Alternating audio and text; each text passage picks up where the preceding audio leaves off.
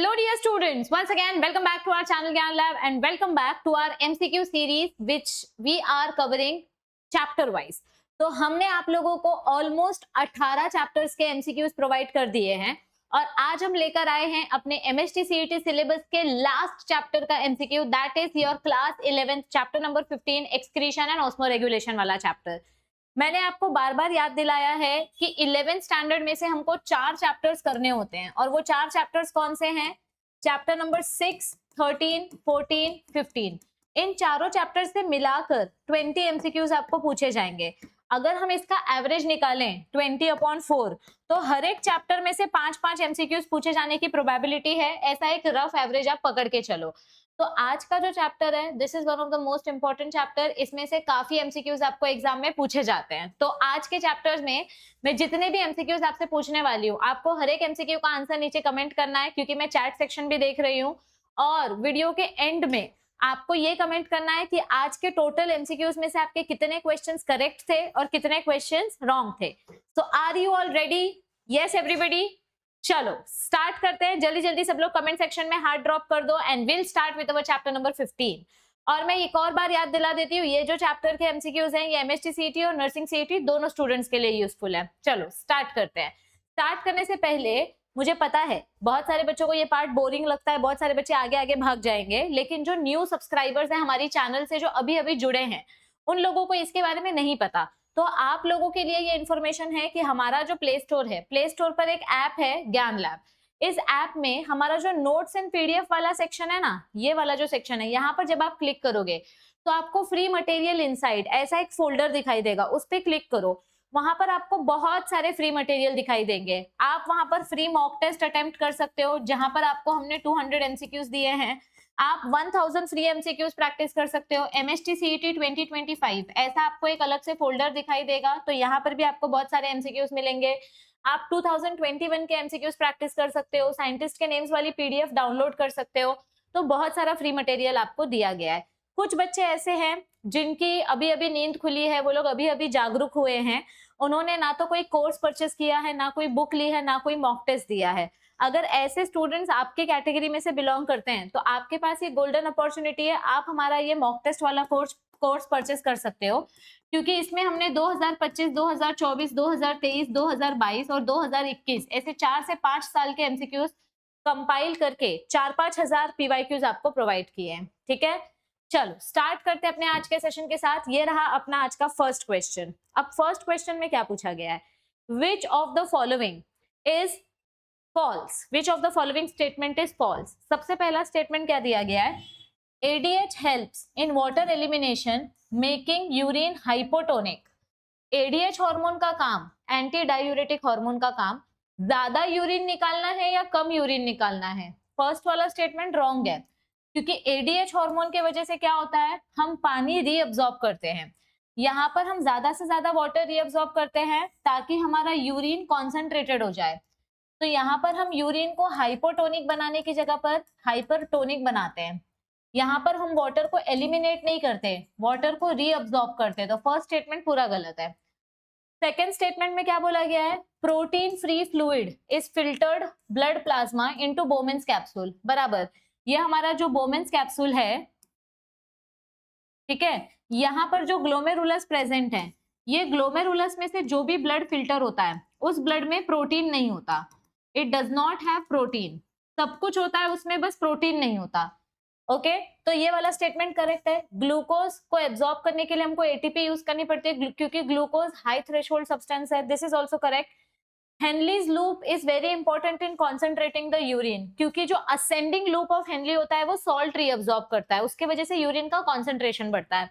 तो this is also correct. एक ही option गलत है, that is option number A. Next question, which of the following options give the correct categorization of animals according to the type of nitrogenous waste they give out? अभी देखो, ammonotelic animals कौन होते हैं? 1 gram ammonia निकालने के लिए 500 ml water चाहिए। अब इतना पानी इंसान के पास नहीं होता, लिजर्ड के पास भी नहीं होता, इतना पानी सिर्फ एक्वेटिक एनिमल्स के पास होता है। यूरियोटेलिक एनिमल्स कौन होते हैं? जो 1 ग्राम यूरिया निकालने के लिए 50 ml पानी यूज करें। अभी देखो, जिसका फर्स्ट ऑप्शन गलत है तो उसके बाकी के 2 ऑप्शंस भी अपने आप एलिमिनेट हो जाएंगे। अब इन दोनों में से करेक्ट आंसर है।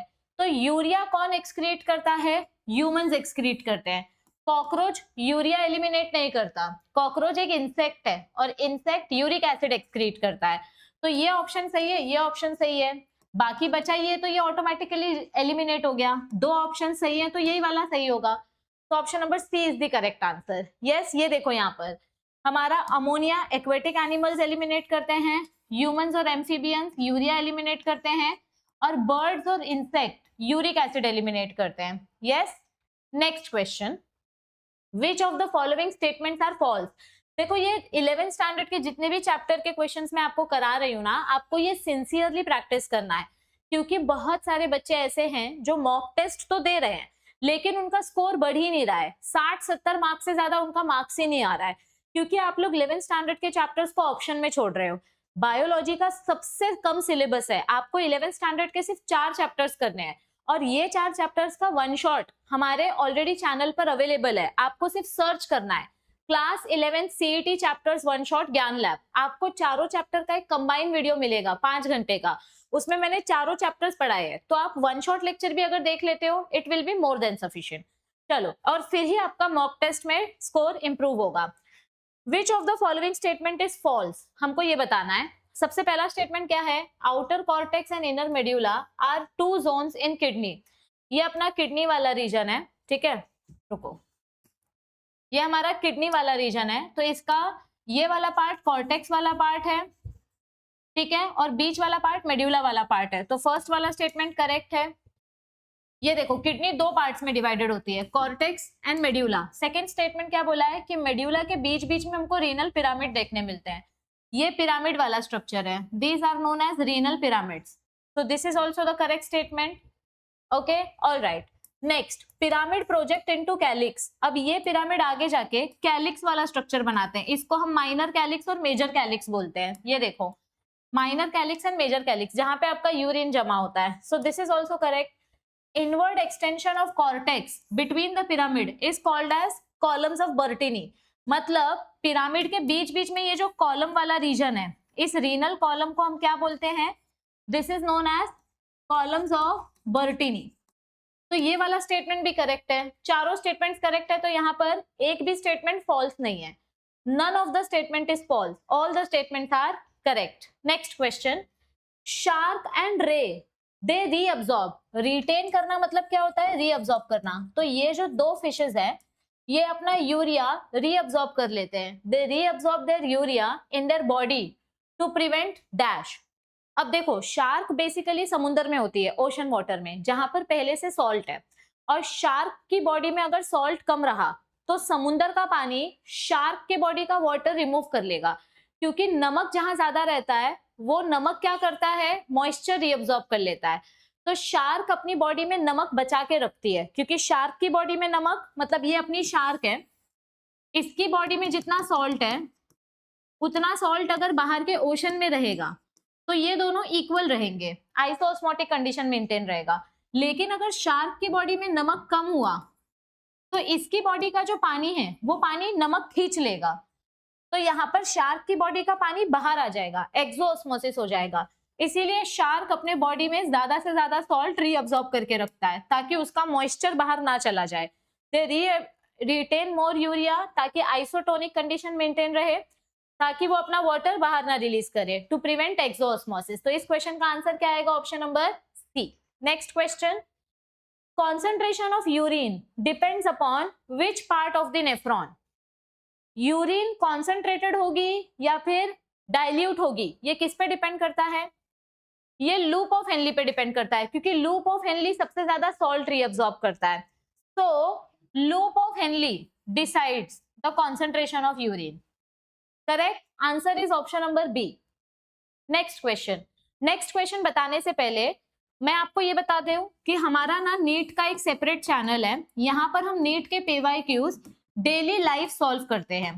ठीक है, हम डेली सुबह 10 बजे आते हैं और यहाँ पर हम नीट के लाइव PYQ सॉल्व करते हैं, क्योंकि मुझे भी पता है महाराष्ट्र बोर्ड के बहुत सारे बच्चे हैं जिन्होंने नीट का फॉर्म भरा है लेकिन सबने नीट की पढ़ाई नहीं की है। तो हम पीवाईक्यू सॉल्व करते करते थोड़ा थोड़ा टॉपिक रिवाइज करते हैं ताकि एटलीस्ट आप क्वालिफाइंग मार्क्स ला सको, ताकि कम से कम आप फिजियोथेरेपी कोर्स कर सको, पैरामेडिकल कोर्सेज जा सको, बीएससी नर्सिंग कर सको गवर्नमेंट कॉलेज से। तो अगर आप लोग हमारे ये पीवाईक्यू सेशन अटेंड करोगे तो आपके डेफिनेटली नीट एग्जाम में कुछ ना कुछ तो स्कोर अच्छा आ ही जाएगा। तो इस चैनल का लिंक आपको नीचे डिस्क्रिप्शन में मिलेगा, आप इस चैनल को ज्वाइन करो और रोज सुबह 10 बजे यहाँ पर मैं लाइव एमसीक्यूज लेती हूँ, वो लाइव एमसीक्यूज आप अटेंड कर सकते हो। चलो नेक्स्ट क्वेश्चन में जाते हैं। The function of renin is dash. Renin hormone का क्या फंक्शन है बताओ? It is not a hormone, it is an enzyme. यहाँ पर रेनिन एंजाइम का क्या फंक्शन है? Tell me. तो इसका आंसर क्या आएगा? द फंक्शन ऑफ रेनिन, जब भी हमारा ब्लड सप्लाई लो हो जाता है, whenever the blood supply is reduced, तो हमारे जो juxtaglomeralar apparatus हैं वहां से हमारा रेनिन हार्मोन प्रोड्यूस होता है और इसका मेन काम होता है एंजियोटेंसिनोजेन को कन्वर्ट करना। Renin hormone converts angiotensinogen into angiotensin 1। तो एंजियोटेंसिनोजेन को तोड़कर हम उसको कन्वर्ट करते हैं। तो यहाँ पर क्या आएगा? Degradation of angiotensinogen. Renin hormone blood pressure low नहीं करेगा, ये उल्टा है। जब ब्लड प्रेशर लो होता है तब रेनिन हार्मोन प्रोड्यूस होता है, तो ये तो गलत है। ठीक है, तो यहाँ पर मेन फंक्शन क्या है इसका? डिग्रेडेशन ऑफ एंजियोटेंसिनोजेन, यानी इसका मेन फंक्शन है एंजियोटेंसिन को एक्टिवेट करना। Next question, podocytes are the cells present in dash. Podocyte हमारे जो स्पेशल सेल्स होते हैं, ये स्पेशल सेल्स कहां पर प्रेजेंट होते हैं? बोमेन्स कैप्सूल के आउटर लेयर में या इनर लेयर में? इनर लेयर को हम विसरल लेयर बोलते हैं। तो ये जो पोडोसाइट्स हैं ये हमारी इनर लेयर यानी कि विसरल लेयर के पास हमको देखने मिलते हैं। तो इस क्वेश्चन का राइट आंसर क्या आएगा? Option number B, inner wall of Bowman's capsule. Next question, which one is correct sequence of urine formation? बताओ इसका राइट आंसर क्या है? Yes,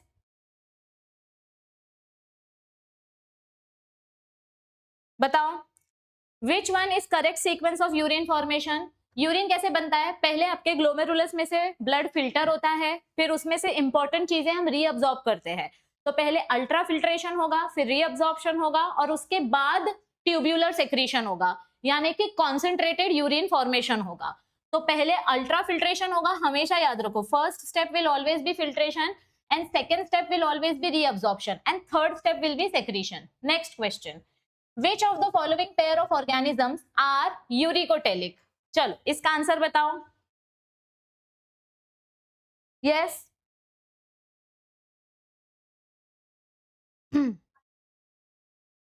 Which of the following pair of organisms are uricotelic?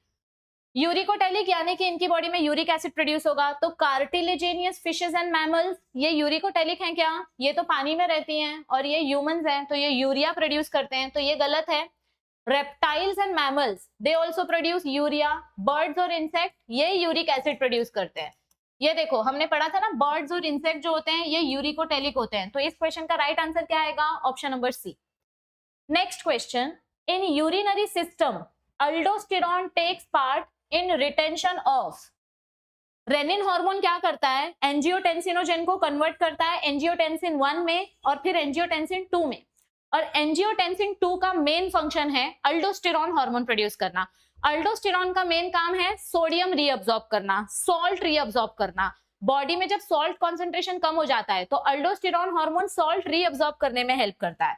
So aldosterone hormone का main काम क्या होता है? It stimulates DCT and collecting duct to reabsorb more sodium. ये ज्यादा से ज्यादा सोडियम रीअब्सॉर्ब करने में हेल्प करेगा। तो इस क्वेश्चन का राइट आंसर क्या आएगा? Option number C. Next question, which of the following statements are correct? बताओ। ग्लूकोज हाई थ्रेशोल्ड वैल्यू है, यस। ग्लूकोज को रीअब्सॉर्ब करने के लिए हमको एटीपी का इस्तेमाल करना पड़ता है, correct. Urine is concentrated in Henle's loop, this is also correct. Urine जो है हेनलीज लूप में ज्यादा से ज्यादा सॉल्ट रीअब्सॉर्ब करता है जिसकी वजह से यूरिन कॉन्सेंट्रेट हो जाती है। Next, hemodialyser remove urea uric acid. Glucose remove होता है क्या हीमोडायलाइजर से? नहीं, दिस इज इनकरेक्ट।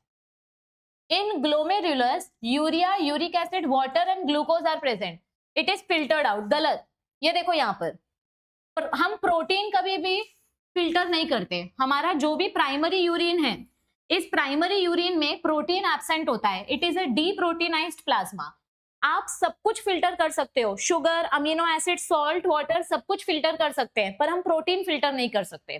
तो ये वाला स्टेटमेंट भी इनकरेक्ट स्टेटमेंट है, तो एक ही करेक्ट ऑप्शन है, option number C. Next question, which of the following components of blood does not enter into the nephron? कौन सा कंपोनेंट है जो नेफ्रॉन में नहीं आता, जो कभी फिल्टर नहीं होता, जो लार्ज मॉलिक्यूल है? तो लार्ज मॉलिक्यूल कौन सा है? Protein, it is a macromolecule, तो ये नेफ्रॉन में कभी फिल्टर नहीं होगा। वाटर फिल्टर हो सकता है, ग्लूकोज फिल्टर हो सकता है, यूरिया फिल्टर हो सकता है, बट प्रोटीन फिल्टर नहीं हो सकता, राइट? तो प्रोटीन्स कभी भी यूरिया में फिल्टर नहीं होता, आई मीन यूरिन में फिल्टर नहीं होता। Glomerular filtrate is, same topic पे घुमा घुमा के क्वेश्चन पूछा है। हमारा जो ग्लोमेरुलर फिल्ट्रेट है, ग्लोमेरुलस में से जो ब्लड फिल्टर होता है, उसमें क्या क्या प्रेजेंट होता है? It contains everything except blood cells and plasma protein. मतलब ये जो हमारा ग्लोमेरुलस है, जब ये फिल्टर होता है तो इसमें से बहुत सारी चीजें एक्सक्रीट होती है, बस उसमें आरबीसीज एक्सक्रीट नहीं होते हैं और प्रोटीन एक्सक्रीट नहीं होता है। मतलब आरबीसी, डब्ल्यूबीसी एक्सक्रीट नहीं होता और प्रोटीन एक्सक्रीट नहीं होता है, बाकी सब एक्सक्रीट हो जाता है। Progressive loss of renal function of kidney is known as dash. Progressive loss, इस वर्ड पे फोकस करो। प्रोग्रेसिव लॉस मतलब क्या होता है? अचानक से हमारा किडनी खराब नहीं हुआ, धीरे धीरे, स्लोली स्लोली हमारे किडनी ने काम करना बंद किया।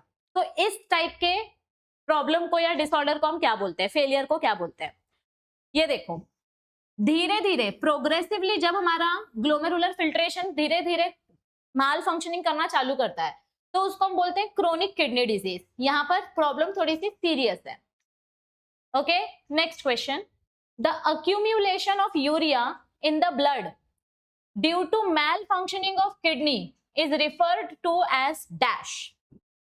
The accumulation of urea, urea ज्यादा जमा हो गया है ब्लड में, मतलब जो यूरिया बाहर जाना चाहिए था वो ब्लड में ही जमा हो गया क्योंकि किडनी ठीक से काम नहीं कर रही है। तो इस डिसऑर्डर को हम क्या बोलेंगे?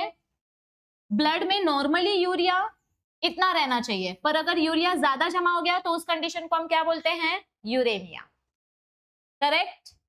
Next question, a man takes large amount of protein, he is likely to excrete a greater amount of dash. जो इंसान ज्यादा प्रोटीन खाता है उसकी बॉडी में ज्यादा अमीनो एसिड्स फॉर्म होंगे, तो अमीनो एसिड से मिलकर अमोनिया बनता है, लेकिन ह्यूमन की बॉडी में अमोनिया नहीं टिकता है, हम अमोनिया को कन्वर्ट कर देते हैं।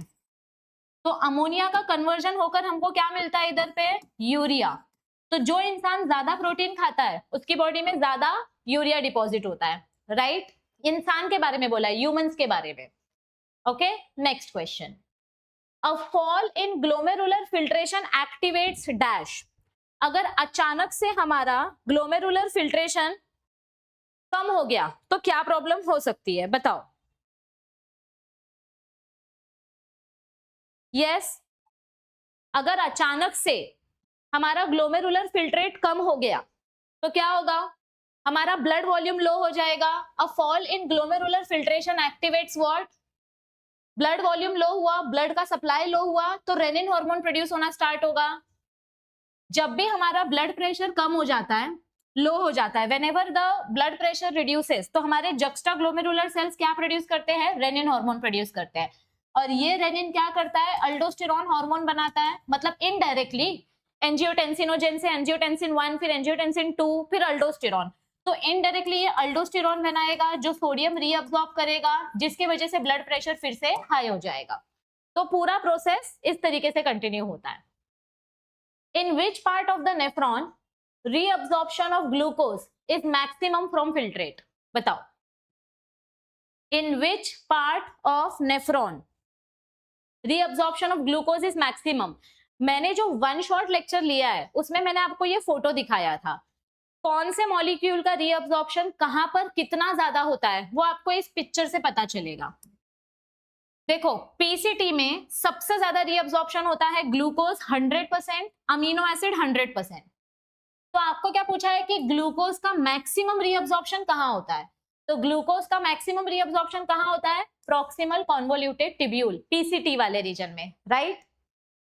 Next question, the waste products produced in man which need excretion are dash. बताओ क्या आएगा इसका answer? The waste products produced in man which needs excretion. हमारी बॉडी में कौन कौन सा वेस्ट प्रोडक्ट बनता है जो हमको बाहर निकालना है? हम अपनी बॉडी में CO2 स्टोर करके नहीं रख सकते, हमारी बॉडी के लिए यूरिया भी अच्छा नहीं होता, और बहुत ज्यादा पानी भी हम अपनी बॉडी में स्टोर नहीं कर सकते। तो ये सारी चीजें जब ज्यादा हो जाती है तो हमको इसको एलिमिनेट करना पड़ता है। तो इस क्वेश्चन का आंसर क्या आएगा? Option number D. Next question, I think this is the last question. The wall of urinary bladder in humans show thick layer of smooth muscles called as dash. अब ये बहुत टेक्स्ट बुक के बीच में से लिया है, मैं आपको बताती हूँ ये कौन से पैराग्राफ से लिया है। यूरिनरी ब्लैडर वाला जो पैराग्राफ है, यहाँ पर हमने पढ़ा था कि हमारा यूरिनरी ब्लैडर अलग अलग मसल्स से बनता है। तो यहाँ पर जो यूरिनरी ब्लैडर के पास स्पेशल स्मूथ मसल्स हैं, ये स्मूथ मसल्स कौन से टाइप के मसल से बने हैं? They are made up of detrusor muscle. ये डिट्रेसर मसल काफी थिक होते हैं, जिसकी वजह से हमारे यूरिनरी ब्लैडर के पास एक स्ट्रेंथ होती है और वो यूरिनरी ब्लैडर बर्स्ट नहीं हो जाता है। Okay, so detrusor muscles are our smooth muscles जो हमारे यूरिनरी ब्लैडर को रिजिडिटी और स्ट्रेंथ प्रोवाइड करते हैं। हाँ, एक और क्वेश्चन है आप लोगों के लिए। लास्ट क्वेश्चन दिखाने से पहले मैं आपको फिर से याद दिलाती हूँ कि हम डेली नीट के लाइव सेशंस लेकर आते हैं एट 10 AM। यहाँ पर हम लाइव PYQ सॉल्व करते हैं अपनी नीट वाली चैनल पे।